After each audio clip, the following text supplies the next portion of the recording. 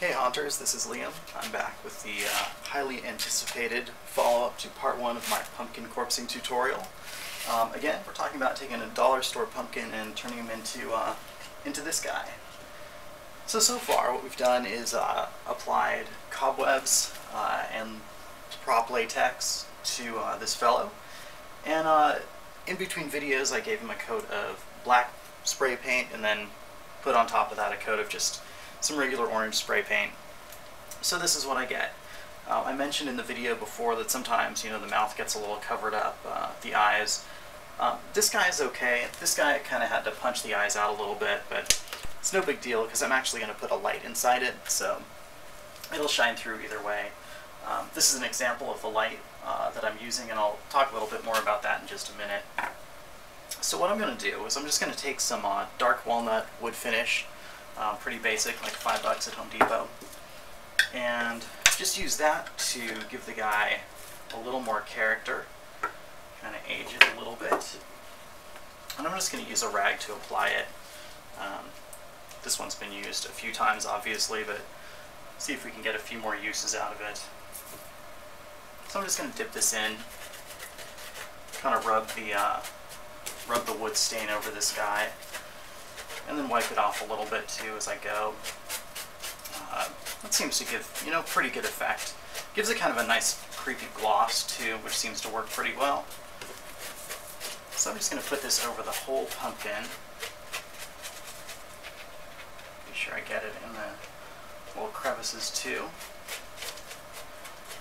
And this is just going to give the guy sort of a more scary texture, a more scary little older color than this very bright orange that he's got on top of him right now. Again, you can watch the first part of this video, but I'll kind of give you a recap. I found these carvable foam pumpkins at a dollar store, Dollar Tree down here in California. And I was just thinking, they're really cool, but super cheesy unless you do something to them. And this is really my first attempt to use prop latex to do any corpsing. I did a skeleton and just decided that this is a pretty cool effect that could probably translate to these pumpkins too. So seems to be working pretty well so far. As you can see, I've done a couple of them, and they turn out all right for being a buck and being a pretty quick process. I'm just going to finish putting the stain on this guy, and then I'll talk to you about how I ended up doing the lights for inside. Yeah, so that's about the extent of that.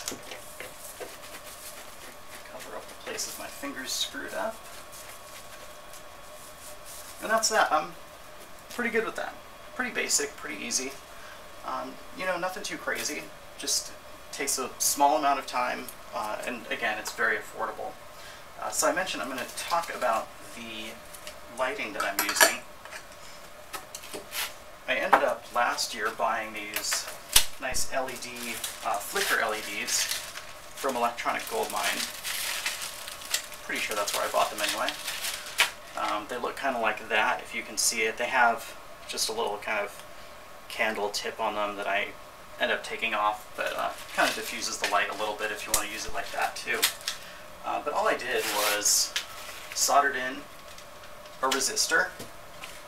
That's what the guy looks like. Soldered in the resistor, got my LED, and all I did, again, quick and easy and cheap. It's a dollar store pumpkin. What am I going to break? Took an X-Acto blade, or took a utility blade, cut just basically a little cross in the back, and I'm just going to stick it through. And the resistor doesn't get too hot, so I'm not worried about that. And that's what I end up with. Works out pretty well. Did the same thing to this guy, just cut a little cross in the back, and the resistor and the LED go through.